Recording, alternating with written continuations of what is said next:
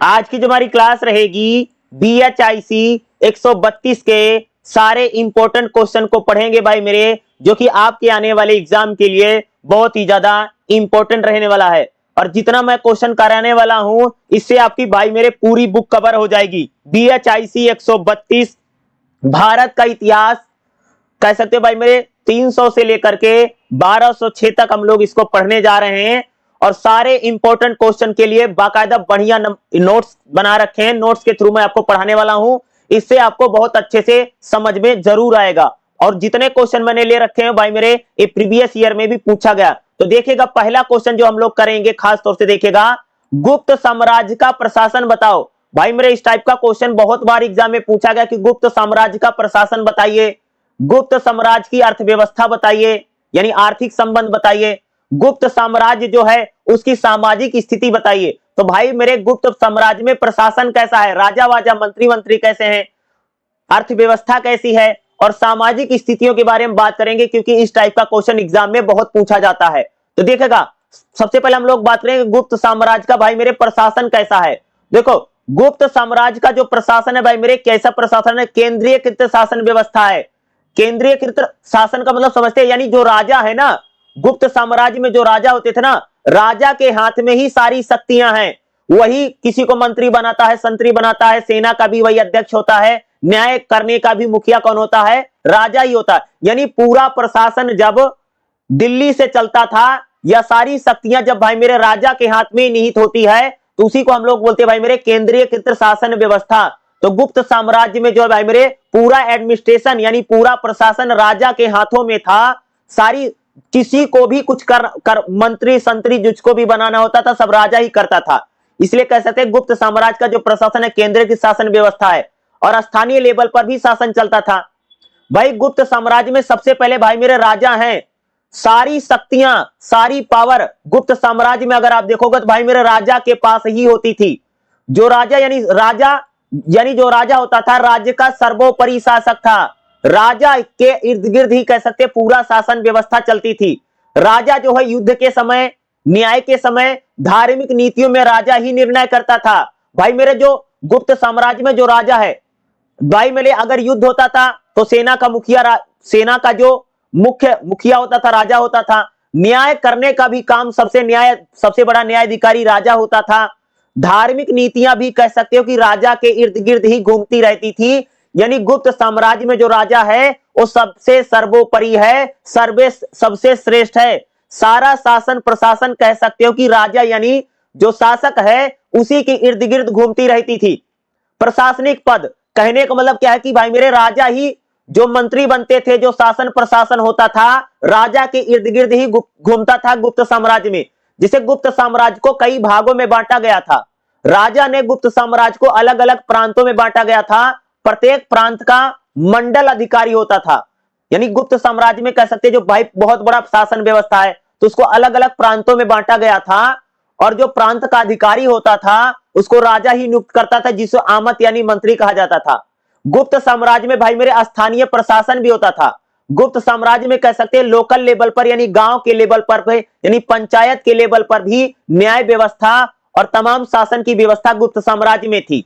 गुप्त साम्राज्य में भाई सेना काफी बड़ी होती थी, सेना का प्रशासन भी होता था। जैसे अगर सेना की बात करोगे तो जैसे पैदल सेना है, हाथी सेना है, गज सेना है, इस प्रकार की सैन्य शासन भी कह सकते गुप्त साम्राज्य में है। सेना बहुत विशाल थी और बहुत बड़ी होती थी गुप्तों की सेना, क्योंकि उसने भाई मेरे बहुत ज्यादा युद्ध भी लड़े हैं ना।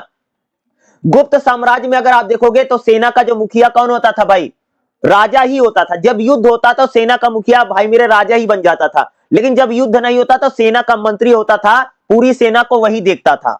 गुप्त साम्राज्य में अगर हम लोग न्याय की बात करें तो भाई न्याय का सबसे बड़ा अधिकारी कौन है भाई, राजा ही होता है। यानी राज्य की तरफ से बहुत सारे कोर्ट वोट भी बनाए गए थे, लेकिन राजा ही क्या था, सर्वोच्च न्याय। भाई सबसे बड़ा जज जो होता था गुप्त साम्राज्य में राजा होता था। भाई मेरे जो बड़े बड़े फैसले होते थे ना, आप लोगों ने देखा होगा टीवी सीरियल में देखते ना भाई, राजा की सभा में लोग आते हैं, हे राजन मेरी मदद करो, फलाना हो गया। भाई राजा जो है वो सबसे बड़ा न्याय अधिकारी है। लोकल लेवल पर यानी छोटे लेवल पर जो स्थानीय विवाद होते, छोटे मोटे लड़ाई झगड़े घरेलू के होते थे, उनके लिए छोटी छोटी पंचायतें होती थी जहां पर न्याय किया जाता था। धर्म में और न्याय में सारे निर्णय राजा के द्वारा ही लिए जाते थे। कोई भी भाई मेरे धार्मिक डिसीजन है, भाई कोई भी धार्मिक डिसीजन लेना, निर्णय लेना है या कोई न्याय का निर्णय लेना है तो सभी पर क्या था, राजा का ही कंट्रोल था। यानी पूरा प्रशासन राजा के इर्द गिर्द ही घूमता था। भाई टैक्स, कर की वसूली करना, कृषि संबंधी नियम, सेना संबंधित नियम, सभी प्रकार के नियम कौन बनाता था, राजा ही बनाता था। खास तौर से हम कह सकते हैं गुप्त साम्राज्य में जो प्रशासन है, केंद्रीय क्षेत्र शासन व्यवस्था है, सारी शक्तियां राजा के हाथ में नहीं थी, लेकिन स्थानीय लेवल पर भी प्रशासन होता था। और गुप्त साम्राज्य में जो सामंत होते थे, यानी सामंतों के जरिए भी कई सारे क्षेत्रों में व्यवस्थाएं चलती थी। भाई मेरे गुप्त साम्राज्य की अर्थव्यवस्था कैसे है, भाई गुप्त साम्राज्य में जो अर्थव्यवस्था है वो पूरी तरह से कृषि आधारित है। भाई मेरे खेती ही करते थे लोग। पूरी इकोनॉमी यानी जो पूरी अर्थव्यवस्था गुप्तों की, गुप्त प्रशासन में भाई क्या है, गुप्त काल में पूरी इकोनॉमी कृषि आधारित है। कृषि होता था, व्यापार होता था और छोटे छोटे उद्योग धंधे भी लगे हुए थे। अगर हम लोग बात करें गुप्त काल में भाई मेरे, जैसे अगर आप लोग देखोगे ना तो धान की यहाँ पर, यानी खास तौर से लोग धान को बोते थे, गेहूं, धान, जौ, तिलहन, इन सब की यहाँ पर पैदावार की जाती थी। यानी खेती जो है, यानी एग्रीकल्चर सेक्टर जो है काफी बड़े लेवल पर था। पूरी इकोनॉमी कह सकते, आर्थिक संबंधों यानी खेती ही करते थे। सिंचाई के बड़े सिंचाई के साधन थे और जल के साधन हमें यहाँ पर बड़ी संख्या में दिखाई पड़ते हैं। अगर हम लोग बात करें भाई, किसानों से कर लिया जाता था। यानी जो राजा होता था, जो शासक होता, वो क्या करता भाई, किसानों से टैक्स लेता था ना। भाई सारी जमीन राजा की मानी जाती थी, तो भाई राजा को कर तो देना ही पड़ेगा, शासक को कर तो देना ही पड़ेगा। भाई अरे राजा के पास भैया राज खजाने में पैसा आएगा तभी तो दुनिया भर के काम होंगे। वो सड़क बनवाएगा, वो पानी की व्यवस्था करवाएगा। तो भाई किसानों से क्या लिया जाता था, कर लिया। कौन सा कर, भूमि कर, और जो उत्पादन होता था उस पर भी कह सकते कर लिया जाता था। किसानों को कह सकते हैं कि ज्यादा कर नहीं, अंशदान के रूप में भी कर देते थे। अगर हम लोग बात करें व्यापार की, तो गुप्त काल में भाई मेरे विदेशी व्यापार भी होता था और देश के अंदर भी आंतरिक व्यापार भी होता था। जैसे अगर आप देखेंगे तो गुप्त काल में भाई मेरे मसालों का व्यापार, कपड़ों का व्यापार, धातु का व्यापार और गहनों का व्यापार किया जाता था। कौन कौन से भाई, मसाले, ये लोग मसालों का व्यापार होता था, कपड़ा का व्यापार करते थे, धातु और गहनों का व्यापार भी हो रहा था यहां। और गुप्त काल में भाई मेरे रोम के साथ और दक्षिण एशिया के साथ गुप्त साम्राज्य जो शासक थे उनका साथ व्यापार होता था। और गुप्त काल में कह सकते भाई शिल्प का काम भी होता था और उद्योग धंधे में। जैसे अगर आप गुप्त काल में की अगर बात करो भाई, गुप्त काल में धातु का काम होता था, गहने बनाए जाते थे, चित्रकारी की जाती थी और मूर्ति कला यानी आर्किटेक्ट जैसे काम भी कह सकते हैं हम लोगों के यहाँ पर देखने को मिले। गुप्त काल में भाई मेरे यानी लकड़ी यानी काठ का काम भी होता था। धातु कई प्रकार की, जैसे सोना है, चांदी है, इन धातु के आभूषण गहने वहने बनाए जाते थे गुप्त काल में। चित्रकला और मूर्ति कला कह सकते हैं बड़े लेवल पर हमें यहाँ पर देखने को मिलती है। तो इस प्रकार के उद्योग धंधे भी कह सकते हैं हमें गुप्त काल में देखने को मिलते हैं। गुप्त काल की भाई मेरे सामाजिक व्यवस्था कैसे, यानी सोशल स्ट्रक्चर कैसे था गुप्त काल में, तो भाई मेरे गुप्त काल में अगर आप देखोगे तो धर्म और संस्कृति वर्ण आधारित समाज है। गुप्त काल में अगर आप देखोगे तो वर्णा सिस्टम हमें हम लोगों को यहाँ पर देखने को मिलता है। वर्णा सिस्टम का यानी समाज जो था ब्राह्मण, क्षत्रिय, वैश्य, शूद्र में बटा हुआ समाज है। यानी अगर आप देखो गुप्त काल में भाई मेरे जो धर्म है मुख्यतः हिंदू धर्म के लोग होते थे गुप्त काल में। ये किसको मानते थे भाई, हिंदू धर्म को मानते थे। लेकिन फिर भी गुप्त काल में अगर आप देखेंगे तो बौद्ध और जैन धर्म को राज्य की तरफ से संरक्षण मिला हुआ था। मंदिरों का निर्माण, नालंदा जैसी यूनिवर्सिटियों का निर्माण भी गुप्त काल में करवाया गया। समाज की बात है तो समाज में वर्ण व्यवस्था थी। समाज में वर्ण यानी भाई समाज में ब्राह्मण, क्षत्रिय, वैश्य, शूद्र, ये 4 प्रकार के वर्ण थे। ब्राह्मण क्या करते थे भाई, ब्राह्मण का काम था पूजा पाठ करवाना, ब्राह्मण पूजा पाठ करवाते थे। क्षत्रिय सेना में जाते थे, शासन व्यवस्था देखते थे। जो वैश्य समाज यानी बनिया व्यापार करता था और शूद्र समाज के जो लोग होते थे खेती करते थे और कारीगरी का काम करते थे। समाज में जातिवाद जो था वो धीरे धीरे बढ़ रहा था, लेकिन जातिवाद उतना ज्यादा हमको दिखाई गुप्त काल में नहीं देखने को मिलता है। महिलाओं की स्थिति कैसे भाई, गुप्त काल में अगर आप देखोगे तो महिलाओं की स्थिति थोड़ी ठीक है। महिलाओं को शिक्षा के क्षेत्र में और कला के क्षेत्र में मौके तो जरूर मिलते थे, लेकिन गुप्त काल के बाद अगर आप देखेंगे तो महिलाओं की जो स्थिति है वह धीरे धीरे खराब होती हमको दिखाई देगी। गांव और शहरी समाज कैसा था, तो भाई गुप्त काल में जो शहर के लोग थे ज्यादातर व्यापार करते थे। गुप्त काल में अगर आप बात करो शहर के जो सिटी जो भाई शहर में रहते थे वो क्या करते थे, व्यापार करते थे।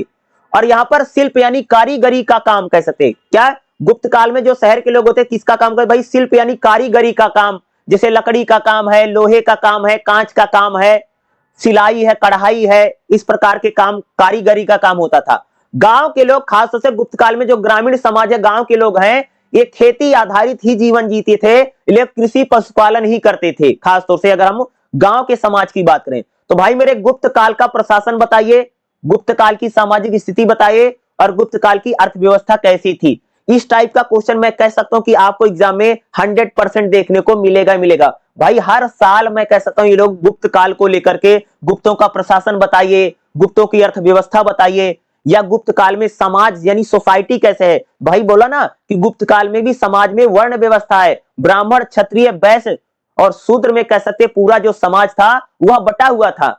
और गुप्त काल में क्या भाई? राजा है, राजा के इर्द गिर्द ही कह सकते पूरा शासन प्रशासन जो है वह घूमता रहता था। तो इस प्रकार का क्वेश्चन आपको एग्जाम में देखने को मिलेगा ही मिलेगा। ठीक है, चलिए अगला क्वेश्चन बताते हैं।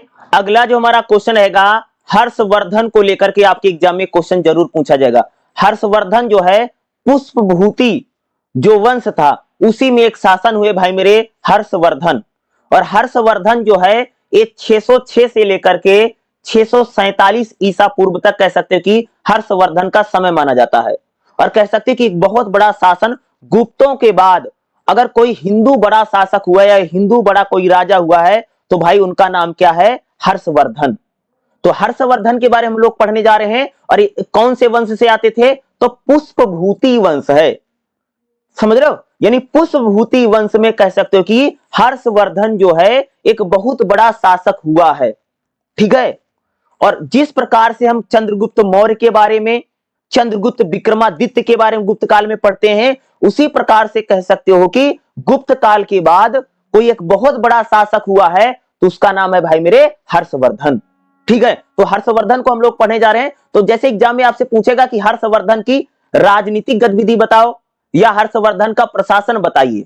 ठीक है, देखिएगा हर्षवर्धन की भाई मेरे राजनीतिक गतिविधियां कैसे थी, यानी पॉलिटिकल एक्टिविटी बताइए। तो हर्षवर्धन का जो साम्राज्य है भाई मेरे बहुत बड़े लेवल पर फैला हुआ है। ठीक है, हर्षवर्धन क्या है? हर्षवर्धन का जो साम्राज्य था खासतौर से भाई मेरे उत्तर भारत में, हर्षवर्धन जो थे खास यूपी, बिहार, हरियाणा, पंजाब, दिल्ली, राजस्थान का जो पूरा हमारा उत्तर भारत का इलाका है, इसी इलाके में कह सकते कि हर्ष साम्राज्य हर्षवर्धन का उदय हुआ। उसकी राजनीतिक गतिविधियां देखेंगे तो हर्षवर्धन जो भाई मेरे कह सकते सिंधु से लेकर के यानी कह सकते पाकिस्तान से लेकर के और बंगाल तक का जो हमारा इलाका है, यानी सिंधु नदी से लेकर के बंगाल का जो खाड़ी है कह सकते यहां तक हर्षवर्धन का साम्राज्य पूरा फैला हुआ है। कहां से भाई मेरे? सिंधु से लेकर के बंगाल तक कह सकते हो हर्षवर्धन का विस्तार था राज्य का। हर्षवर्धन ने उत्तर भारत के ज्यादातर इलाकों को उसने जीता और अपने साम्राज्य का विस्तार किया। किसने भाई मेरे? हर्षवर्धन ने। हर्षवर्धन भाई मेरे हर्षवर्धन ने काशी, हरिद्वार और कह सकते बंगाल पर भी उसने अपना कब्जा और कंट्रोल किया। हर्षवर्धन ने कई सारे क्षेत्रीय राजाओं के साथ हर्षवर्धन का संबंध था। हर्षवर्धन ने भाई मेरे बौद्ध और जैन धर्म को प्रति सहिष्णुता दिखाई। हर्षवर्धन ने कह सकते भाई मेरे बौद्ध धर्म को और जैन धर्म को उसने सहारा प्रदान किया और कई विभिन्न राजाओं के साथ हर्षवर्धन ने मित्रता की। बड़े बड़े राजाओं के साथ कैसे उसने संबंध बनाए। हर्षवर्धन ने भाई मेरे जो कमजोर राज्य थे उन पर दबाव बना करके उसको अपने नियंत्रण में लेने का काम किसने किया भाई मेरे? हर्षवर्धन ने। हर्षवर्धन की विदेश नीति कर हर्षवर्धन ने भाई मेरे चीन के राजा के साथ अपने राजनीतिक संबंध बनाए। हर्षवर्धन ने पूर्वी भारत और पश्चिमी भारत में कई सारे राजाओं को हराया और उनके साथ संघर्ष किया और अपने राज्य को विस्तार करने में कह सकते हैं हर्षवर्धन का एक बहुत बड़ा योगदान है। हर्षवर्धन की धार्मिक नीतियां क्या है? तो भाई हर्षवर्धन ने कह सकते हैं बौद्ध धर्म को और हिंदू धर्म को संरक्षण दिया और बौद्ध धर्म को कह सकते हैं बौद्ध धर्म को संरक्षण प्रदान करने में हर्षवर्धन का एक बहुत मूल्य योगदान है। हर्षवर्धन ने कह सकते हैं विश्वविद्यालय का भी विकास कराया, जिसे हर्षवर्धन के शासन काल में कह सकते हैं नालंदा यूनिवर्सिटी यानी नालंदा विश्वविद्यालय का संरक्षण भी हम लोगों को देखने को मिलता है। तो हर्षवर्धन कह सकते एक बहुत ही ज्यादा प्रतापी राजा हुए हैं और कह सकते प्रशासन और एडमिनिस्ट्रेशन के लेवल पर कह सकते कि हर्षवर्धन का जो साम्राज्य है श्रेष्ठ साम्राज्यों में से, श्रेष्ठ राजा में से हर्षवर्धन को माना जाता है। हर्षवर्धन का भाई मेरे प्रशासन कैसा था? तो हर्षवर्धन का जो प्रशासन है वह भी भाई मेरे केंद्रीकृत शासन था, क्योंकि केंद्रीकृत का मतलब भाई कह सकते हैं कि राजा के हाथ में ही जहां पर सारी शक्तियां होती हैं उसी को हम लोग बोलते हैं भाई केंद्रीकृत शासन व्यवस्था। तो हर्षवर्धन जो है वह भी एक प्रकार से केंद्रीकृत शासन व्यवस्था को चलाने वाला राजा हुआ है। हर्षवर्धन के समय कह सकते हैं भाई मेरे जो राजा था वही सम्राट होता था, सभी प्रकार के काम राजा के हाथ में होते थे, युद्ध, कानून, धर्म, यहां तक कि न्याय के मामलों पर भी राजा का नियंत्रण ही हर्षवर्धन के राज्य में रहा। प्रशासनिक पदों की बात करें तो हर्षवर्धन ने कई सारे अपने राज्य में कई सारे जिलों और प्रांतों में बांटा। हर्षवर्धन ने कह सकते कई सारे अधिकारी नियुक्त जिसको आमत्य बोला जाता था और राज्यों प्रांतों को चलाने के लिए राज्यपाल नियुक्त किए। हर्षवर्धन ने कह सकते कि गांव के स्तर पर पंचायतों में न्याय और व्यवस्था के रूप में काम किया करवाया। सेना की बात करें तो हर्षवर्धन के प्रशासन के साथ साथ सेना भी बड़ी होती थी। राज्य की सुरक्षा के लिए हर्षवर्धन की जो सेना थी काफी श्रेष्ठ सेना थी, जिसमें पैदल सेना है, गज सेना है, हाथी सेना, घुड़सवार सेना है, इस प्रकार की सेना भाई मेरे हर्षवर्धन की रही है। कर सिस्टम क्या था भाई हर्षवर्धन के शासन काल में देखोगे तो खास तौर से खेती होती थी और जो किसान खेती करते थे उन्हीं से कह सकते भू राजस्व से लेकर के व्यापार का काम हो, शिल्प का काम हो और पेशेवर वर्ग भी थे। और कह सकते इस प्रकार से हर्षवर्धन भी भाई टैक्स, किसानों से टैक्स लेकर के, व्यापारियों से टैक्स लेकर के अपने राज खजाने को मजबूत हर्षवर्धन ने भी किया। न्यायिक व्यवस्था की बात करें तो हर्षवर्धन ने भाई राजा सर्वोच्च न्यायाधिकारी है और हर्षवर्धन ने न्याय को अपने राज्य में स्थापित किया और स्थानीय लेवल पर, लोकल लेवल पर कह सकते हर्षवर्धन ने भाई मेरे पंचायतों और स्थानीय जो न्याय अधिकारी होते थे उनके माध्यम से छोटे मोटे मामलों को निपटाया जाता था। ठीक है, अगर मैं हर्षवर्धन की बात करूं तो हर्षवर्धन कह सकते हो जिसका प्रशासन बहुत बढ़िया है, राजा सर्वोपरि प्रांतीय प्रशासन और गांव का प्रशासन हर्षवर्धन के शासनकाल में हम लोगों को देख रहे हो। तो भाई मेरे हर्षवर्धन पुष्पभूति साम्राज्य में एक राजा हुए भाई मेरे जिसका नाम है क्या है हर्षवर्धन। 606 ईसा पूर्व में कह सकते कि हर्षवर्धन का जो शासन है यहां से शुरुआत होता। कन्नौज से खासतौर से शासन करते थे और अगर आप देखोगे तो हरियाणा शासन हर्षवर्धन ने भाई हरियाणा से शुरू किया था, बाद में कन्नौज के साथ इनका संबंध रहा। तो ये इस जो उत्तर भारत का पूरा इलाका है इस इलाके में कह सकते एक बहुत बड़े साम्राज्य का उदय या पुष्पभूति वंश में हर्षवर्धन को लेकर के आपके एग्जाम में भाई मेरे क्वेश्चन जरूर पूछा जा सकता है और हर्षवर्धन क्योंकि इंपॉर्टेंट टॉपिक है आएगा जरूर। ठीक, अगला जो हमारा क्वेश्चन है भाई मेरे दक्कन और दक्षिण भारत में, अगर आप देखोगे दक्षिण भारत में कुछ साम्राज्यों का उदय जिसके बारे में हम लोग पढ़ने जा रहे हैं, जैसे आपके एग्जाम में चालुक्य, पल्लव और पांड्य को लेकर के इन राजवंश का उदय कैसे हुआ, इनकी राजनीतिक स्थिति के बारे में आपको एग्जाम में पूछा जा सकता है। तो कौन कौन से भाई मेरे एग्जाम में आपसे क्वेश्चन आ सकता है। चालुक्य एक राजवंश है, दूसरा पल्लव भी राजवंश है और पांड्य एक राजवंश है। ये कहां ये सारे भाई मेरे दक्षिण भारत में है। दक्कन का मतलब भाई मेरे दक्षिण यानी कह सकते कर्नाटक, आंध्र प्रदेश, तमिलनाडु और केरल के इलाकों में जिन साम्राज्य का उदय है वही भाई चालुक्य, पल्लव और पांड्य है। सबसे पहले हम चालुक्यों की बात करेंगे। चालुक्य वंश देखिएगा, चालुक्य जो वंश है इनका उदय 6ठी शताब्दी के उत्तरार्ध में, 6ठी शताब्दी के बाद कह सकते कर्नाटक में हुआ है जिसको आज हम दक्कन का बोलते हैं। तो दक्कन मतलब दक्षिण भारत में या दक्कन की भाई जो आज का कर्नाटक है ना उसी को दक्कन बोला जाता है, याद रखिएगा। आज जिसे हम कर्नाटक कहते हैं भाई मेरे उसी को कह सकते हो प्राचीन काल में पुराने टाइम में दक्कन बोला जाता था। तो भाई इसी कर्नाटक में यदि जो पहले दक्कन था, दक्कन में कह सकते भाई मेरे चालुक्य वंश का उदय हुआ है। और चालुक्य वंश में कौन कौन से बड़े राजा हुए हैं, पहला नाम है भाई पुलकेशिन वन और दूसरा पुलकेशिन द्वितीय। बहुत बड़ा साम्राज्य है कह सकते भाई चालुक्य वंश और कह सकते कि भारत में एक बहुत प्रतापी राजा कह सकते चालुक्य वंश में पुलकेशिन द्वितीय है। ठीक है, कौन राजा है भाई चालुक्य में, कौन सा राजा है, पुलकेशिन द्वितीय और पुलकेशिन फर्स्ट और पुलकेशिन सेकंड। भाई चालुक्यों की राजनीतिक स्थिति क्या है, चालुक्य जो है दक्कन के इलाके में अपने शासन को स्थापित किया। दक्कन यानी कर्नाटक के इलाके में चालुक्य आए हैं और आसपास के कई सारे राजाओं को उन्होंने हराया और उनके साथ संघर्ष किया। जो चालुक्य हैं, चालुक्यों ने पल्लव और अन्य कई पड़ोसी देशों के साथ इन्होंने युद्ध किया। अगर हम चालुक्य की बात करें, चालुक्य जो थे इन्होंने भाई मेरे केंद्रीकृत शासन व्यवस्था को बनाया, राजा सर्वोच्च रहा, स्थानीय लेवल पर भी इन्होंने अपने प्रशासन को चलाया। महत्वपूर्ण बात है, जो चालुक्य हैं, चालुक्यों ने कह सकते भाई वेंकटेश और बेंगलापुरम क्षेत्र में युद्ध किया, यानी ये युद्ध करके कह सकते हैं उन्होंने, खास तौर से अगर आप देखोगे पल्लव जो है, पल्लव के साथ है भाई मेरे हमेशा लड़ते रहते। कौन लड़ते रहते भाई मेरे?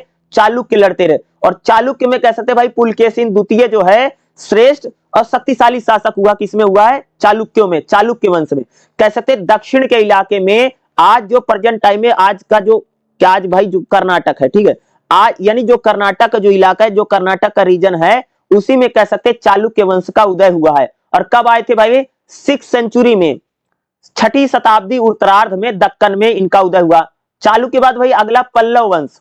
पल्लव, देखो पल्लव की बात करेंगे, पल्लव जो वंश है इसका उदय यानी स्टार्टिंग कह सकते चौथी या 5वीं सदी में मानी जाती है। और जो पल्लव है ना, ये कहां पर है? ये भाई मेरे तमिलनाडु में है। तमिलनाडु, तमिलनाडु में कह सकते पल्लव वंश का उदय हुआ। कब हुआ भाई मेरे? चौथी और 5वीं शताब्दी में। या कांचीपुरम तमिलनाडु में इनका उदय हुआ। जो पल्लव है इनका जो सबसे बड़ा राजा उसका नाम है भाई महेंद्र वर्मन। पल्लव में कौन कौन से राजा हुए? महेंद्र वर्मन, नरसिंह वर्मन और नरसिंह वर्मन सेकंड। अगर हम इनकी राजनीतिक स्थिति की बात करें तो पल्लव जो है, पल्लव भाई मेरे दक्षिण भारत में एक बहुत बड़ा राजनीतिक तंत्र स्थापित किए। चालुक्यों के साथ इनका हमेशा संघर्ष रहा और चालुक्यों को हराने में कह सकते पल्लवों को कामयाबी मिली थी। यानी जो पल्लव थे उन्होंने किसको हरा भाई मेरे? चालुक्यों को हरा दिया था। प्रशासन तो केंद्रीकृत प्रशासन भाई पल्लव का भी था, राजा सर्वोच्च था और अधिकारियों के द्वारा शासन प्रशासन चलाया जाता था। समुद्री व्यापार, जो पल्लव राजवंश है, क्योंकि भाई तमिलनाडु तो समुद्री इलाका है ना, तो भाई ये ज्यादातर समुद्री व्यापार करते थे। कौन करता था? पल्लव राजवंश में। अरे भाई तमिलनाडु में तो समुद्र है ना, तो समुद्र में होगा तो समुद्री व्यापार खूब करेगा। और सांस्कृतिक गतिविधियों का विकास यहां पर हुआ। अगला भाई मेरे पांड राजवंश। तो पांड जो है इनकी बात करेंगे, पांड। तो पांड जो राजवंश है इसका उदय तमिलनाडु में हुआ है और मदुरई क्षेत्र में हुआ है। और जो पांड है इनका जो पांड जो थे कह सकते भाई 6ठी और शताब्दी ईसा पूर्व में इनका उत्थान हुआ है। अगर राजनीतिक स्थिति की बात करें, पांड जो थे इन्होंने खास तौर से दक्षिण भारत में अपनी शक्ति और व्यापार को बढ़ाया है। जो पांड्य शासक थे इन्होंने भाई मेरे खास तौर से श्रीलंका और दक्षिण एशिया के साथ इन्होंने व्यापार किया और समुद्री व्यापार को भाई पांड्य शासक भी करते थे। और पांड्य का उदय कहां पर हुआ? तमिलनाडु जो है, वहां तमिलनाडु में एक भाई इलाका है मदुरई। तो मदुरई में कह सकते मदुरई इनका सेंटर है, किसका? पांड्य राजवंश का। पल्लव और चालुक्यों के साथ भाई हमेशा लड़ते थे। पल्लव और चालुक्यों के साथ संघर्ष भी इनका रहा, बीच बीच में सहयोग रहा। अगर प्रशासन की बात करें भाई मेरे पांड्यों की, तो इनकी केंद्रीय यह सेंट्रलाइज सिस्टम नहीं है, स्थानीय राजाओं के जरिए यहां पर शासन चलता था। पांड्यों की अगर बात करोगे तो यहां पर केंद्रीय की शासन व्यवस्था नहीं थी। स्थान लोकल लेवल पर जो राजा होते थे और गांव की जो पंचायतें होती थी उन्हीं के आधार पर कह सकते भाई जो पांड्य राजवंश है, कौन सा राजवंश भाई? पांड्य है। और इनका पूरा शासन प्रशासन जो है चलाया जाता था। तो भाई ये जो बता रहा हूं ना, ये 3 राजवंश ना, ये इंपॉर्टेंट है, एग्जाम में आएगा ही आएगा। अगला जो हमारा क्वेश्चन करेगा, मोस्ट इंपॉर्टेंट क्वेश्चन भाई मेरे एग्जाम में आ चुका है, उत्तर गुप्त काल की अर्थव्यवस्था बताओ और उत्तर गुप्त काल की सामाजिक स्थिति बताओ। देखो भाई उत्तर गुप्त काल पता किसे कहते हैं भाई मेरे? जब गुप्तों का पतन हो गया, जब गुप्त साम्राज्य खत्म हो गया, उसका पतन हो गया, तब भारत में छोटे छोटे राजा का उदय हुआ है, उसी को भाई बोलते हैं उत्तर गुप्त काल। उत्तर गुप्त काल में कह सकते हैं भारत में भाई मेरे कोई भी बड़ा राजा नहीं था या श्रेष्ठ राजा नहीं थे और आर्थिक स्थिति, सामाजिक स्थिति जो कह सकते हो धीरे धीरे खराब हुई। क्योंकि एक बड़े साम्राज्य की जब खत्म होता ना, पतन होता ना, तो उसके बाद कह सकते कि जो स्थिति है पूरी बदल जाती है। तो उत्तर गुप्त काल क्या है कि जब गुप्त साम्राज्य का पतन हो गया है, खत्म हो गया गुप्त साम्राज्य भाई मेरे कह सकते हो, उसके बाद जो स्थिति सिचुएशन है उसी को बोलते भाई उत्तर गुप्त काल। आफ्टर गुप्ता पीरियड इसको बोलते हैं, अंग्रेजी में बोलते हैं आफ्टर गुप्ता पीरियड। यानी भाई गुप्त काल खत्म हो गया, गुप्त जो राजा वाजा थे वो मर वर गए हैं, खत्म हो गए, उनका एम्पायर फिनिश हो चुका है, खत्म हो गए। तो उत्तर गुप्त काल में अर्थव्यवस्था समाज की बात करेंगे। देखो उत्तर गुप्त काल भाई की अर्थव्यवस्था, देखो उत्तर गुप्त काल जो है ना ये 5वीं 6ठी शताब्दी तक रहा। और उत्तर गुप्त काल में अगर आप देखोगे तो कृषि, दूसरा भाई मेरे व्यापार और शिल्प का काम यहां पर होता था। उत्तर गुप्त काल में भाई मेरे खेती होती थी, ये याद रखिएगा, और ये पूरे इस हर जगह भाई खेती होती है। तो उत्तर गुप्त काल में खेती होती थी और कृषि व्यवस्था आधारित ही थी उत्तर गुप्त काल में भी। और कौन कौन सी फसलें होती भाई उत्तर गुप्त काल में, जैसे धान, जौ, गेहूं और तिलहन की फसलें, जिसको बोलते हैं ना तिल उल जो होता है। सिंचाई के साधन का विकास यहां पर हुआ था उत्तर गुप्त काल में भाई। टैक्स सिस्टम और वित्तीय व्यवस्था भी थी। भूमि यानी जमीन पर जो किसान खेती करता था और जो उत्पादन करता था उस पर भाई कर लिया जाता, यानी टैक्स लिया जाता था उत्तर गुप्त काल में। कर जो लिया जाता था किसानों से और ग्रामीणों से उत्पादन पर कर लिया जाता था। अगर उत्तर गुप्त काल की बात, तो उत्तर गुप्त काल में भाई मेरे व्यापार भी खूब होता था, जैसे आंतरिक व्यापार और बाजारों के रास्ते किया जाता था। उत्तर गुप्त काल में अगर आप देखें विदेशी व्यापार भी रहा, जैसे रोम के साथ और दक्षिण पूर्व एशिया के साथ व्यापार रहा। व्यापार किसका होता था, तो भाई मेरे उत्तर गुप्त काल में मसालों का व्यापार, क्योंकि भारत में भाई मेरे मसालों का व्यापार सबसे ज्यादा, क्योंकि हमारे यहाँ पर जैसे मसाला बहुत होता है ना, जैसे आज हम लोग भाई गरम मसाला, चाट मसाला और दुनिया भर के मसाले वसाले हम लोग रखते हैं ना, तो मसालों का व्यापार, मसालों में जैसे अगर आप लोग देखोगे ना, जैसे हल्दी है, धनिया है, मिर्चा है, लौंग है, इलायची है, या कह सकते इस प्रकार की जो मसालों में चीजें पड़ती हैं, तो मसालों का व्यापार भाई मेरे भारत से खूब होता था। दूसरा कपड़ों का व्यापार हम लोग खूब करते थे, क्योंकि हमारे यहाँ पर भाई मेरे सूती कपड़ा, आप सबको पता है हमारे यहाँ पर सूती जो है वो कब खूब। दूसरा धातु का व्यापार भी हम लोग खूब करते थे। धातु मतलब जैसे सोना चांदी जो धातुएं होती ना, चांद कांसा, ठीक है, इसका भी व्यापार, धातु का व्यापार भी होता था। गहने, क्योंकि यहाँ पर गहने भी बनाए जाते ना, आभूषण, इसका भी होता था। शिल्प और उद्योग भी था, जिसे अगर आप देखें हमारे यहाँ पर भाई यानी लकड़ी का काम होता था, धातुओं के काम होते थे। गहने, मूर्ति कला का विकास भी उत्तर गुप्त काल में भाई मेरे कला और संस्कृति जो है वो कई सारे क्षेत्रों में दिखाई देती है। उत्तर गुप्त काल का भाई मेरे समाज कैसा था, सामाजिक स्थिति, सोशल स्ट्रक्चर, तो भाई उत्तर गुप्त काल में अगर आप देखेंगे तो जो समाज है उसमें हिंदू धर्म का बहुत ज्यादा प्रभाव है। साथ ही साथ उत्तर गुप्त काल में बौद्ध और जैन धर्म को भी प्रभाव दिखाई देता है, या उसको सपोर्ट, संरक्षण मिला। उत्तर गुप्त काल में भाई मेरे शिक्षा का विकास हुआ और नालंदा जैसी यूनिवर्सिटियों का विस्तार हुआ। उत्तर गुप्त काल में अगर आप देखोगे समाज में तो जाति व्यवस्था बहुत ज्यादा है। उत्तर गुप्त काल में समाज में ब्राह्मण, क्षत्रिय, वैश्य, शूद्र हैं, और समाज में पूरी तरह से जाति व्यवस्था जो है वो फैल चुकी थी, और जाति व्यवस्था कह सकते बहुत सख्त होती चली जा रही थी। ब्राह्मण जो थे वो समाज में एक बड़ा वर्ग बन गया, समाज में क्षत्रियों का एक बड़ा, और शूद्र और वैश्य की स्थिति समाज में बहुत ज्यादा खराब थी, और भेदभाव, छुआछूत की स्थिति जो थी वह उत्तर गुप्त काल में समाज में बढ़ती चली गई। अमीर गरीब के बीच जो खाई है कह सकते उत्तर गुप्त काल में हमें वह ज्यादा होती दिखाई देती, यानी सामाजिक जो स्थिति है, यानी कह सकते सोशल जो यानी सिस्टम है, उस धीरे धीरे कह सकते जटिल जाति व्यवस्था उत्तर गुप्त काल में हमको दिखाई देती है। महिलाओं की स्थिति भाई कैसे है, तो भाई महिलाओं की स्थिति ठीक थी लेकिन धीरे धीरे खराब होती चली। महिलाओं पर भी कई सारी धार्मिक पाबंदियां लग गई थी। महिलाओं को कला, संस्कृति और शिक्षा में भागीदारी थी, लेकिन अब धीरे धीरे महिलाएं भी कह सकते उत्तर गुप्त काल में घर की चार दीवारी में कैद हो रही थी। गांव और शहर की बात करें तो उत्तर गुप्त काल में भाई मेरे जो शहर के लोग थे ज्यादातर व्यापार करते थे और कारीगरी का काम करते थे।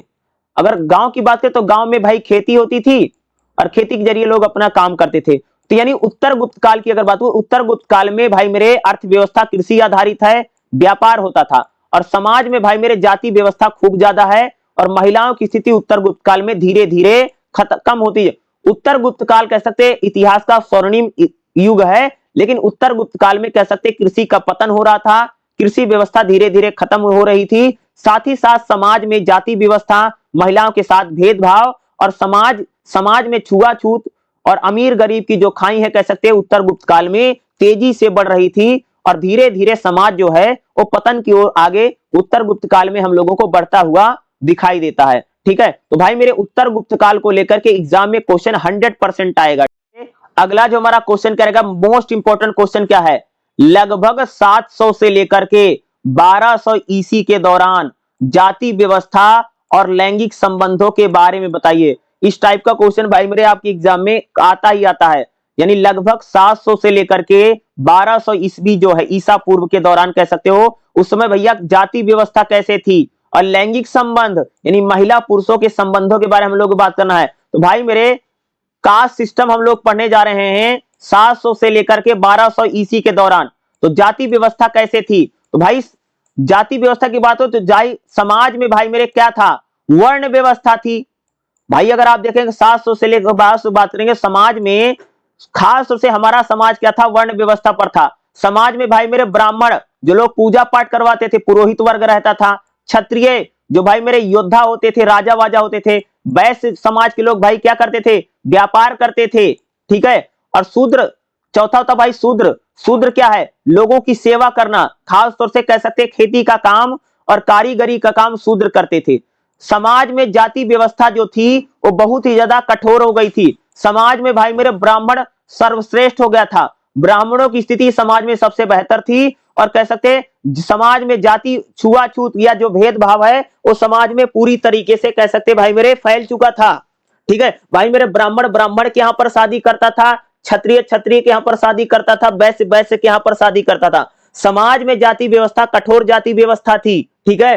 भाई एक दूसरे के यहाँ पर भाई खाना वाना नहीं खाते थे, ये समझ लेना। जाति व्यवस्था कास्ट सिस्टम इतना यानी बहुत ज्यादा जाति व्यवस्था कठोर जाति व्यवस्था खास तौर से हम कहेंगे यहाँ पर हो चुकी है।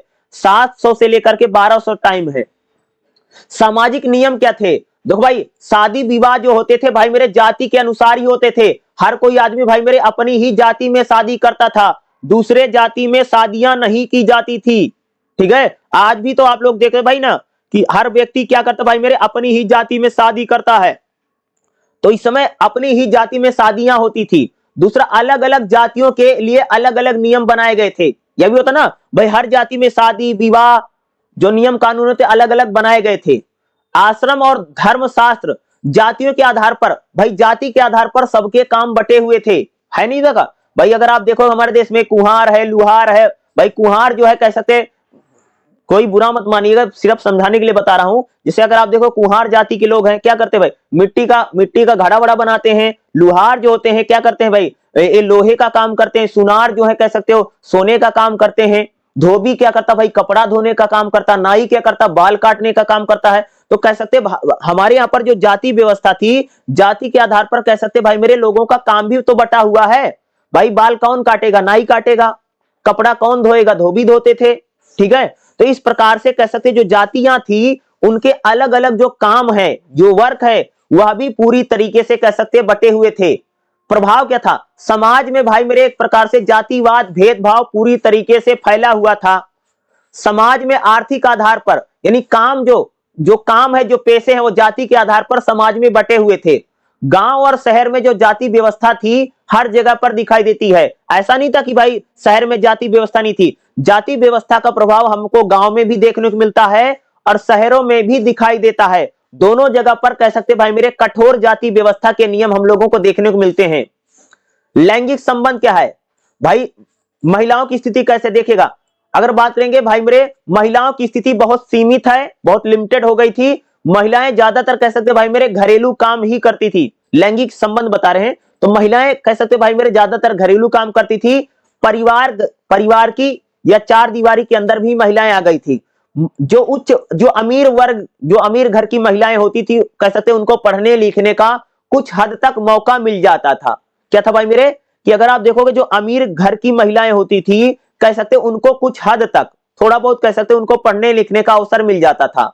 महिलाओं को विवाह संतान यानी भाई महिला की जो विवाह होता था परिवार वाले ही करते थे, उनके माँ बाप भाई बहन बंधु ही करते महिलाओं की शादी। महिला को संतान कब पैदा करना कब नहीं पैदा करना उसका परिवार बताता था। खासतौर से विवाह की बात करें, विवाह पराया जाति के भीतर ही होता था। खासतौर से भाई कोई हर आदमी क्या करता था भाई मेरे जाति के भीतर ही विवाह करता था, ठीक है। और विवाह क्या था? बहुपति यानी दूसरा एक पतित्व प्रचलित थे। यानी क्या होता था कहीं कोई भाई मेरे एक लड़की कई सारे लड़कियों से शादी कर लेती थी या एक लड़का कई सारी लड़कियों से शादी कर लेता था। समाज में कह सकते जाति के आधार पर ही संबंध बने हुए थे। सामाजिक प्रतिबंध क्या था भाई? उच्च जाति की महिलाओं को सम्मान मिलता था। भाई क्या था भाई मेरे? जो उच्च जाति की महिलाएं होती थी या कह सकते अमीर घर की महिला होती थी उसको सम्मान मिलता था। बल्कि जो निचली जातियों की महिलाएं होती थी उनका समाज में कोई स्थान नहीं था, उनको अधिकार नहीं था। महिलाओं को शिक्षा नहीं मिलती थी। व्यापारिक गतिविधियों में महिलाएं भाई मेरे भाग नहीं ले पाती थी। महिलाएं बिल्कुल सीमित हो गई थी। कल्चर की बात करें तो भाई धार्मिक और सामाजिक रूपों से बात करेंगे तो महिलाओं और पुरुषों में काफी अंतर था। समाज में पुरुषों का दबदबा है, समाज में कह सकते भाई पुरुषों का प्रभाव हम लोगों को देखने को मिलता है। कला हो, संगीत हो, साहित्य हो, सभी में महिलाओं की जो स्थिति है लगभग खत्म थी, नहीं थी, बहुत ज्यादा नहीं थी। समाज में पूरी तरह से कह सकते पुरुषों का वर्चस्व था। राजनीति हो या कोई क्षेत्र हो, महिलाओं की भागीदारी हम लोगों को दिखाई नहीं देती है। तो जाति व्यवस्था खास तौर से क्या था भाई, ब्राह्मण, क्षत्रिय, वैश्य, वैश्य शूद्र जाति व्यवस्था होती थी। लैंगिक संबंधों की बात करें तो भाई महिला पुरुषों के संबंधों में बहुत ज्यादा अंतर था।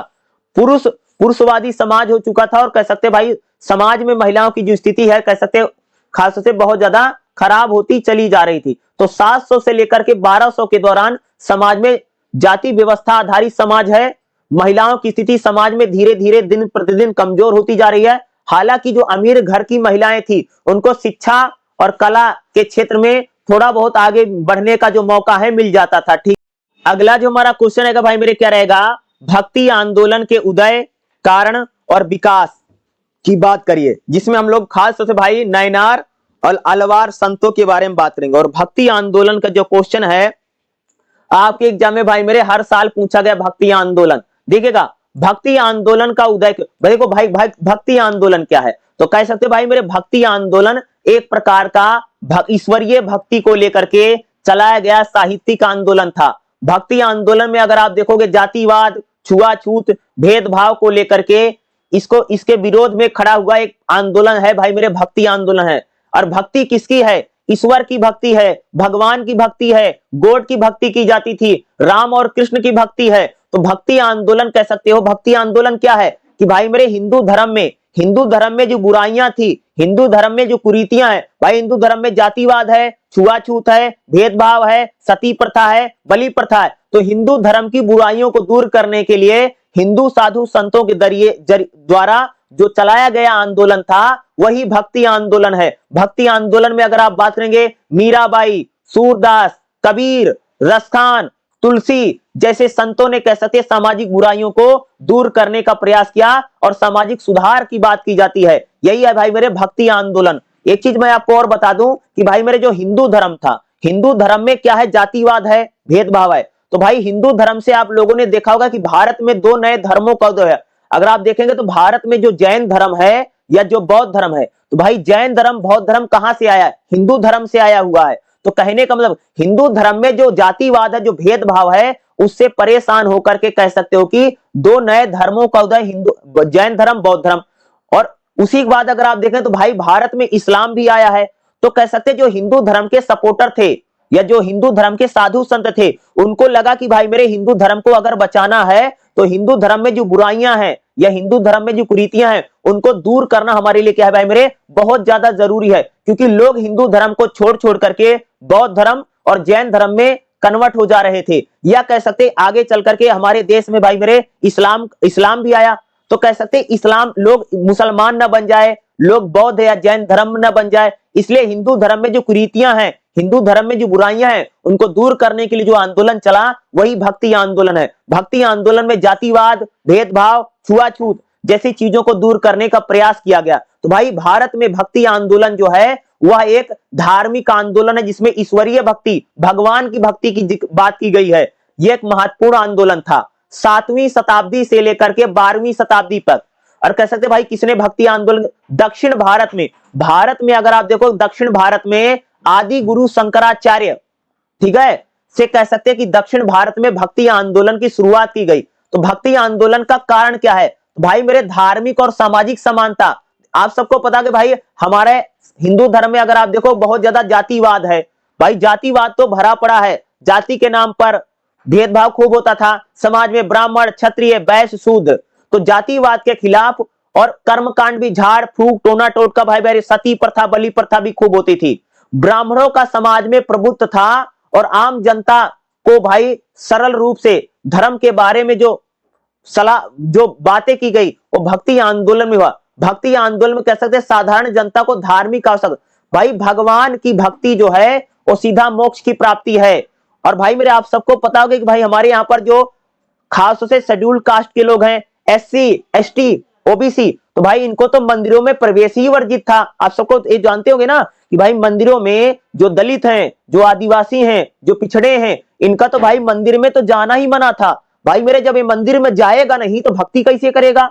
तो भक्ति आंदोलन के संतों ने कह सकते हो कि भक्ति की जो सबसे सरल धारा है, भाई उन्होंने कहा ना कि भाई भगवान की भक्ति आप घर में भी रह करके कर सकते ना। भाई भक्ति आंदोलन के संतों ने कहा, तो अगर आप देखेंगे तो रहीमन तो रहा ना, रहीम दास हो या कबीर दास हो, इन लोगों ने कहा भाई कि आप भगवान की भक्ति घर से ही कर सकते हैं। जब मन चंगा तो कठौती गंगा, यानी अगर आपका मन पवित्र है तो गंगा आपके घर पर ही है, आपकी बल्टी में जो पानी भरा उसी में गंगा है, ठीक है।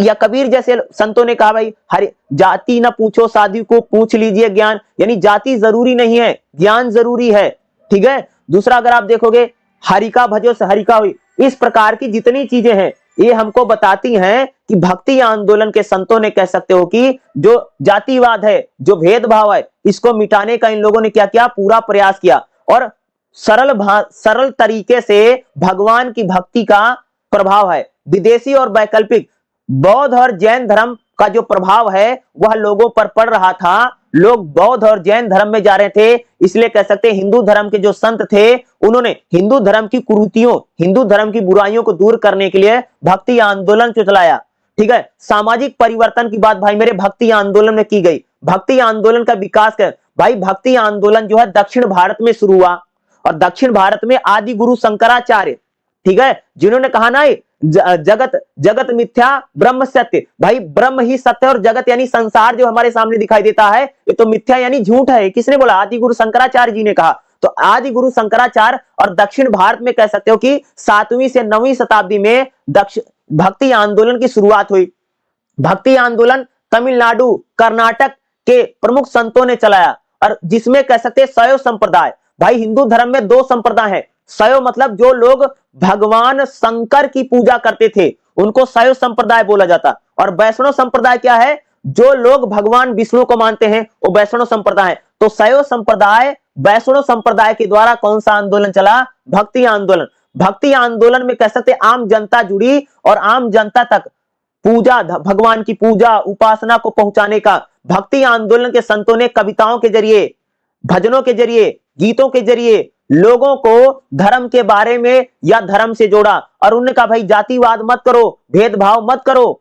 इस बातें किसने कही? भक्ति आंदोलन के संतों ने कहा, ठीक है, ठीक है। हरिका भजे सो हरिका होई, जाति पाति पूछे नहीं कोई। भाई भगवान किसी की जाति नहीं पूछते हैं। जिसने भाई मेरे भगवान को भज लिया, जिसने हरि को भज लिया, भैया मेरे भगवान उसी को हो जाएंगे। भगवान को किसी की जाति पाति से कोई मतलब नहीं है। जो भगवान को भज लेगा भगवान उसी को जाएगा। भाई कबीर ने कहा ना, जाति पाति पूछे नहीं कोई, हरिका भजे सो हरिका होई। भाई जाति पाति से कोई भगवान को मतलब नहीं, आप किस जाति के हैं, किस धर्म के हैं, जो भगवान के भजन कर लेगा भगवान उसी को हो जाएंगे। तो भक्ति आंदोलन के संतों ने सामाजिक सुधार की भावना की बात की, और कह सकते लोगों तक, आम जनता तक भक्ति को पहुंचाने का भी काम किया।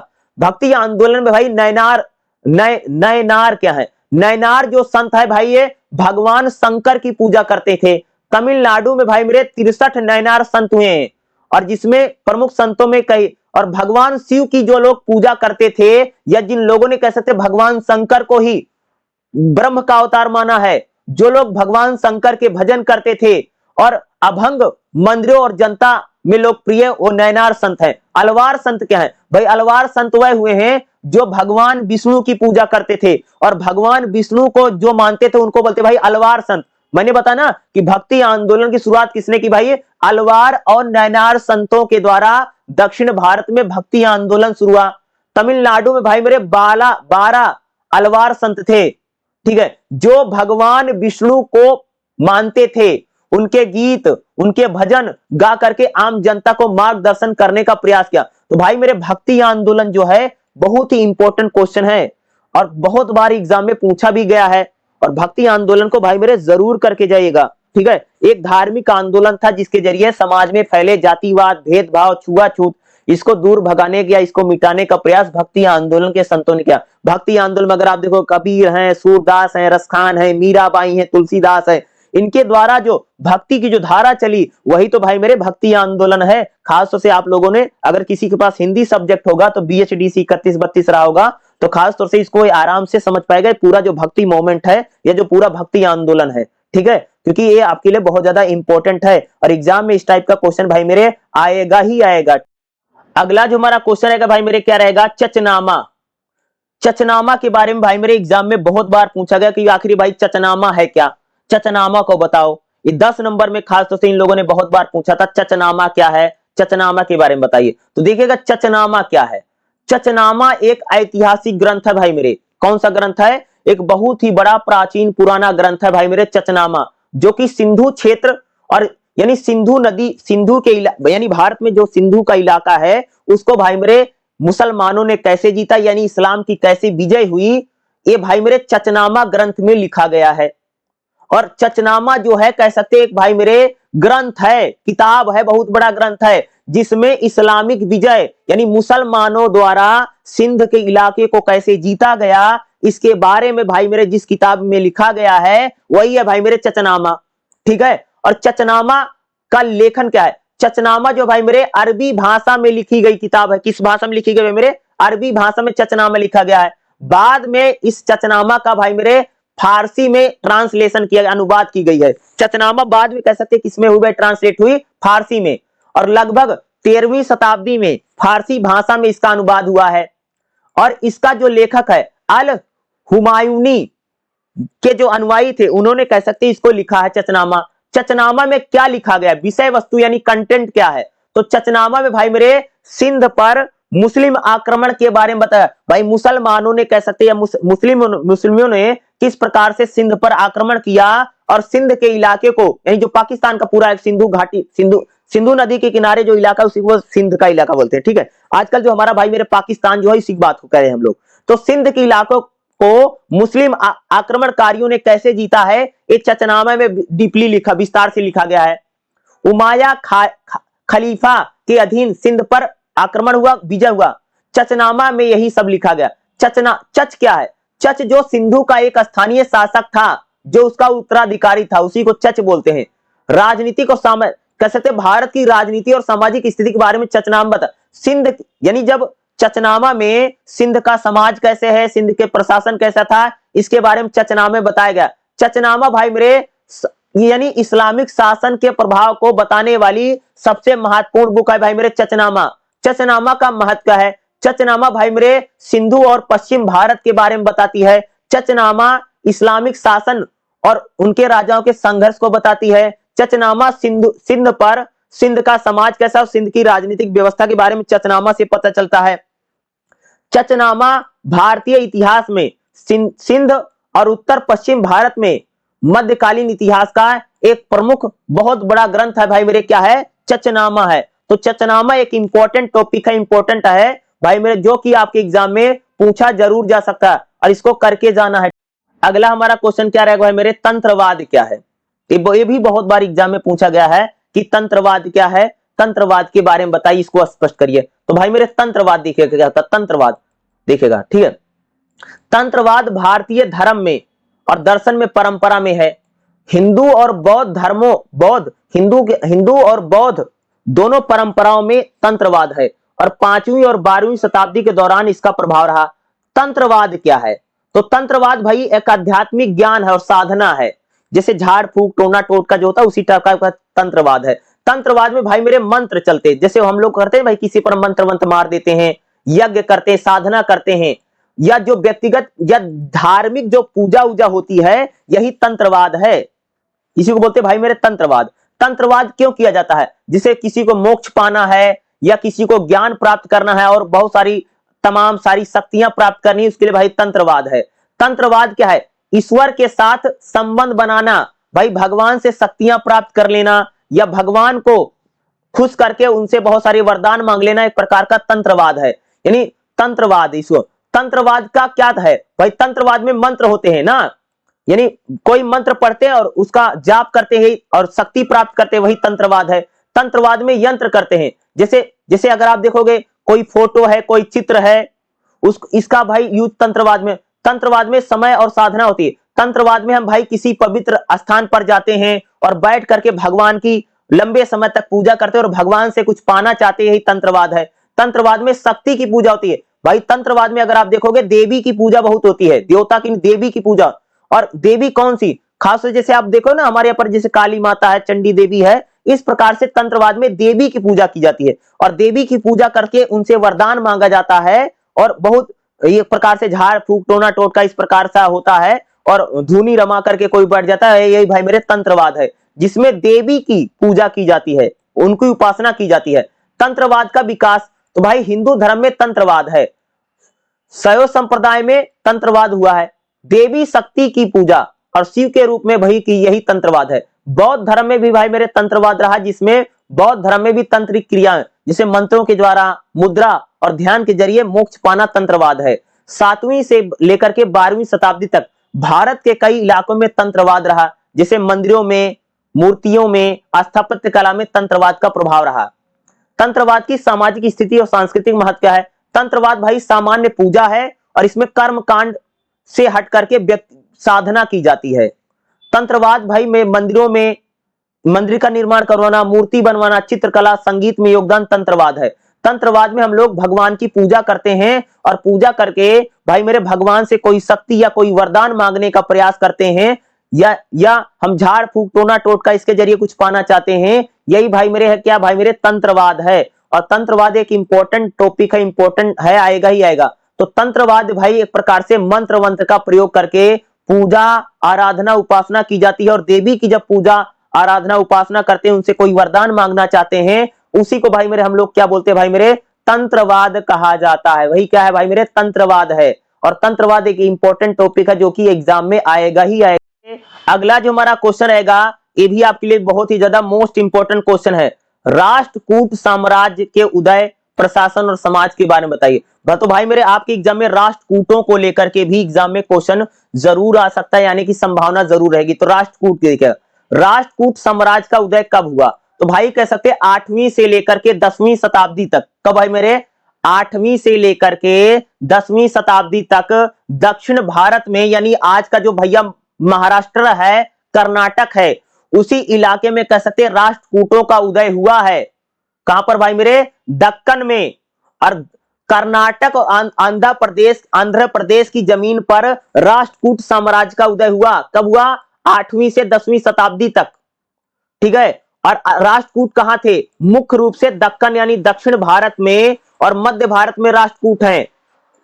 आज का जो भाई मेरे महाराष्ट्र है और कर्नाटक है और मध्य प्रदेश के इलाकों में कह सकते हैं राष्ट्रकूटों का उदय हुआ।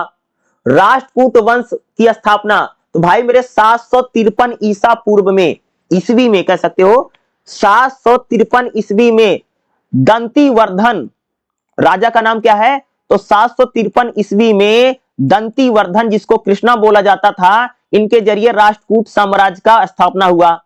राष्ट्रकूट साम्राज्य ने पूर्वी तथा पश्चिमी भारत में अपनी सत्ता स्थापित की। चालुक्य और पल्लवों के साथ इनका हमेशा युद्ध रहा। किसके साथ भाई? राष्ट्रकूट जो है चालुक्य वंश के साथ और पल्लव वंश के साथ क्या करते थे भाई? हमेशा लड़ता रहता था। राजनीतिक संघर्ष जो है राष्ट्रकूटों का किसके साथ था भाई? चालुक्य वंश और पल्लव वंश के साथ था। व्यापारिक मार्ग, कई व्यापार भी करते थे राष्ट्रकूट खास तौर से। और सांस्कृतिक विकास में राष्ट्रकूट साम्राज्य का योगदान दिखाई पड़ता है। भाई राष्ट्रकूटों का प्रशासन कैसा है? तो केंद्रीय यानी सेंट्रलाइज सिस्टम था। राष्ट्रकूटों के प्रशासन में भी भाई मेरे राजा सर्वोच्च होता था, राजा का निर्णय ही अंतिम होता था। राष्ट्रकूट साम्राज्य को भी अगर हम लोग पढ़ेंगे तो वहां पर क्या पता चलता है कि राजा ही सर्वोपरि है। सारा शासन, सारी व्यवस्था किसके हाथ में है? राष्ट्रकूटों के हाथ में ही हम लोगों को दिखाई पड़ती है, ठीक है। तो राष्ट्रकूट साम्राज्य में राजा सर्वोपरि है, अंतिम निर्णय, अंतिम डिसीजन जो है वो कह सकते हैं राजा के हाथ में था। राष्ट्रकूट की जो राजधानी, यहीं से पूरा प्रशासन चलता था। प्रांतीय और स्थानीय प्रशासन भी राष्ट्रकूट साम्राज्य में था। तो साम्राज्य में भाई मेरे राष्ट्रकूटों ने अलग अलग प्रांतों, अलग अलग इलाकों का बंटवारा किया था। प्रत्येक प्रांत का एक अधिकारी होता था, जो मंत्री होता था उसको राजा नियुक्त करता था। गांव के लेवल पर पंचायतें होती थी और गांव का जो प्रशासन है ये अलग प्रकार से चलता था। सेना काफी मजबूत है राष्ट्रकूटों की। राष्ट्रकूटों ने मजबूत सेना का निर्माण किया। सेना राज्य की सुरक्षा करती थी। और सेना की बात करें तो भाई सेना में जैसे हाथी सेना है, घुड़सवार सेना है, गज सेना है, घोड़ा सेना है और पैदल सैनिक होते थे। तो सेना जो है काफी बड़ी, काफी विशाल सेना कह सकते हैं भाई मेरे किसकी थी? राष्ट्रकूटों की थी। युद्ध और सैन्य अभियानों में राष्ट्रकूटों की सेना होती थी, और जब सेना युद्ध करती थी उस समय राजा ही सेना का नेतृत्व करता था। राष्ट्रकूटों का भाई टैक्स सिस्टम, कर प्रणाली कैसे थी? भाई राष्ट्रकूट में, अगर आप राष्ट्रकूट साम्राज्य में खेती जो होती थी, कृषि से, खेती से सबसे ज्यादा इनकम होती थी। व्यापार का काम भी और कारीगरी शिल्प का काम भी राष्ट्रकूट में होता था। राज खजाना जो था, देखो कृषि व्यवस्था ही कह सकते पूरा खेती पर ही टिका हुआ इनका समाज था। खेती जो भाई मेरे सबसे ज्यादा इंपॉर्टेंट राष्ट्रकूटों में भी। समाज कैसे था? तो राष्ट्रकूटों का समाज कैसे है? तो राष्ट्रकूट को अगर आप पढ़ोगे तो यहां पर हिंदू धर्म था। हिंदू धर्म को राष्ट्रकूट मानते थे, लेकिन इन्होंने भाई मेरे बौद्ध धर्म को और जैन धर्म को भी सपोर्ट किया। मंदिरों का निर्माण राष्ट्रकूटों ने करवाया। शिक्षा में विशेष योगदान राष्ट्रकूटों ने दिया। जाति व्यवस्था, राष्ट्रकूट साम्राज्य में भी ब्राह्मण, क्षत्रिय, वैश्य, शूद्र होते थे और जाति नियम काफी सख्त थे। तो राष्ट्रकूट साम्राज्य में जाति व्यवस्था काफी कठोर थी। ब्राह्मण, क्षत्रिय, वैश्य, शूद्र समाज में होते थे। तो कठोर जाति व्यवस्था के नियम राष्ट्रकूटों मानते थे। महिलाओं की स्थिति कह सकते राष्ट्रकूट साम्राज्य में बहुत सीमित थी। महिलाओं को कोई आजादी नहीं थी, न तो पढ़ने लिखने की, और महिलाएं कह सकते घर की चार दीवारी के अंदर भी भाई मेरे क्या थी? कैद थी। उनको बाहर जाने की बहुत ज्यादा परमिशन नहीं थी महिलाओं की। महिलाएं संगीत, कला और साहित्य में इनकी भूमिका नहीं दिखाई पड़ती है। समाज कैसा था? तो राष्ट्रकूट में जो शहर के लोग थे व्यापार करते थे और कह सकते हो कि कारीगरी का काम करते थे।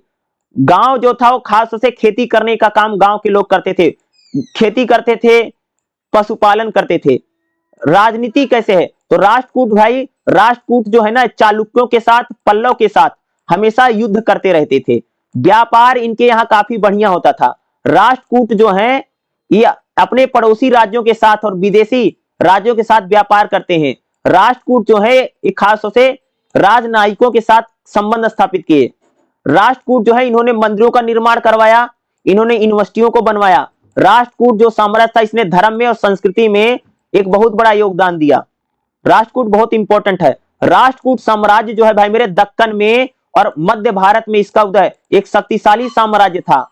राष्ट्रकूटों का प्रशासन केंद्रीय प्रशासन है। समाज में जाति व्यवस्था फैली हुई है। सेना इनकी काफी मजबूत थी। पल्लव के साथ और कह सकते पल्लव और पांड्य के साथ इनका हमेशा संघर्ष जो है वह राष्ट्रकूट साम्राज्य का भाई मेरे हमेशा ही चलता रहा। तो राष्ट्रकूट बहुत इंपॉर्टेंट टॉपिक है, आपको एग्जाम में देखने को 100% मिले। अगला जो हमारा क्वेश्चन है ये भी आपके लिए बहुत ही ज्यादा मोस्ट इंपॉर्टेंट क्वेश्चन है। लगभग 700 से लेकर के 1200 ईस्वी के दौरान कृषि संबंध और राजस्व प्रणाली के बारे में आपको एग्जाम में जरूर आएगा। तो भाई 700 से लेकर के 1200 ईस्वी के दौरान कृषि संबंध कैसे थे और राजस्व कैसे था, खेती होती कैसे होती थी। तो कृषि संबंध कैसे है 700 से लेकर के 1200? भाई कृषि आधारित अर्थव्यवस्था है 700 से लेकर 1200। खेती क्या होती थी? खेती आधारित अर्थव्यवस्था है। खेती पर आधारित पूरा समाज था। जैसे गेहूं की खेती, धान की खेती, जौ की खेती, तिल की खेती और गन्ने की खेती होती थी। और यहां पर अगर आप देखोगे खेत होते थे सीधा राजा के नियंत्रण में होते थे, और कई सारे सामंत जो होते थे वो स्थानीय राजाओं या सामंतों के जरिए किसानों से खेती करवाते थे। गांव की भी खेत होते थे। सामूहिक रूप से भी खेती की जाती थी। कई बार जो किसान होते थे वो भाई मिलजुल करके सामूहिक रूप से भी खेती करने का हमें प्रमाण मिलता है। कृषि संबंध कैसे हैं?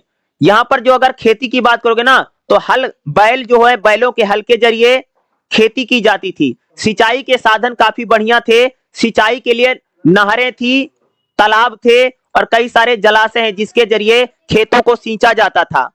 और फसलों को बदल बदल करके बोया जाता था। जैसे एक फसल बोई ना तो फसल कट गई तो भाई मेरे दूसरी फसल को उगाते थे या दूसरी फसल को बोया जाता था। कृषि के लिए कई सारे तकनीक का प्रयोग किया जाता है। जैसे फसल को काटना है, गूंथना है, ओसाना है, ढोना है, इसके लिए अलग अलग तकनीकों का प्रयोग कृषि संबंधों में होता था। कृषक और भूमिहार क्या थे? भाई किसान जो थे, किसानों की स्थिति आमतौर पर काफी स्थिर थी। किसानों से जो राजा था वो कर भी लेता था, और किसान जो थे इनको ये भूमि इनकी नहीं थी बल्कि जमीन जो पूरी राजा की मानी जाती थी। ठीक है। राजस्व कैसे लिया जाता था, रेवेन्यू सिस्टम, तो राजस्व प्रणाली भाई, खेती भूमि कर लिया जाता था, किसानों से भू कर या भूमि कर लिया जाता था, जो सबसे ज्यादा आमदनी का सबसे बड़ा पार्ट था, राजस्व टैक्स लिया जाता था। कृषि उत्पादन का भी कर देना पड़ता है भाई, किसान जैसे आपने गेहूं की खेती की है, जौ की खेती की है, तो जौ और जब गेहूं हो जाता था तब भी टैक्स देना पड़ता था। कितना कर कितना देना पड़ता था, उपज का, जितनी उपज आपकी हुई है उसको आपको देना पड़ेगा, आमतौर पर 1/4, कितना, आमतौर पर 1/4 या 1/6 कर देना पड़ता था। कितना भाई मेरे, 1/6 या 1/4 कर के रूप में देना पड़ता था किसानों को। संगठित कर प्रणाली थी, राजा जो है अपने अधिकारियों के जरिए कर को इकट्ठा करवाता था। गांव के स्तर पर पंचायत थी या कई सारे गांव के अधिकारी थे, वो कर को इकट्ठा करते थे। व्यापार और पेशेवर लोग भी होते थे, बाजार भी इस समय होते थे, कारीगर भी होते थे, और व्यापार भी बड़े लेवल पर होता था। व्यापारियों से शुल्क लिया जाता था, टोल लिया जाता था, और व्यापारी जो सामान बेचते थे इस पर भी टैक्स लगता था। प्रशासन क्या है और सामाजिक प्रभाव देखिएगा, अगर बात करें खेती में सामंतवाद था, यानी राजा छोटे छोटे जमींदारों को रख करके किसानों से खेती करवाता था। समाज में कह सकते जमींदार जो है किसानों से खेती करवाते थे, किसानों का शोषण दमन भी कह सकते जमींदार करता था। गांव और पंचायत के सिस्टम थे, गांव के स्तर पर भूमि को बांटा गया था और गांव के स्तर पर ही किसानों से कर को इकट्ठा किया जाता था। समाज जो था पूरी तरीके से कृषि पर ही आधारित था। कृषि का जो प्रभाव है अर्थव्यवस्था पर भी पड़ता था। राज्य पूरी तरीके से कृषि से ही टैक्स को कलेक्ट करके अपना पूरा खर्चा चलाता था। खेती से जो कर मिलता था, जो टैक्स मिलता था, उसी से शहर का विकास, राज्य का विकास और गांव का विकास होता था। ठीक है, अगर हम लोग बात करें तो कृषि संबंध जो है भाई मेरे बहुत इंपॉर्टेंट है। तो कह सकते 700 से लेकर के 1200 ईसा पूर्व में भारतीय समाज में कृषि खेती बहुत इंपॉर्टेंट है। खेती से ही जो राजस्व होता था उससे राज खजाना भरता था। और जो प्रशासन, जो खेती है उसमें खास तौर से भाई ये लोग खेती ही करते थे। गेहूं है, जौ है, बाजरा है, तिलहन है, दलहन है, इनकी खेती बड़ी लेबर पर कह सकते यहाँ पर होती थी। सिंचाई के साधन कह सकते काफी मजबूत थे। खेत ओत को भाई सींचने के लिए अच्छा खासा सिस्टम इन लोगों ने बना रखा था। अगर हम लोग खेती की बात करें तो जितना मैं क्वेश्चन बता रहा हूं ना, ये सारे क्वेश्चन आपको पढ़ करके जरूर जाना है। ठीक है, और जितने मैं बता रहा हूं इतना करके जाना ही जाना है। और बाकी अगर कोई क्वेश्चन और भी बचे हुए हैं वो भी मैं आपको क्वेश्चन 100% जरूर बता दूंगा। तो जितने मैं क्वेश्चन करवा रहा हूं जरूर करके जाइएगा भाई मेरे। इस टाइप का क्वेश्चन आपको एग्जाम में देखने को मिलेगा ही मिलेगा।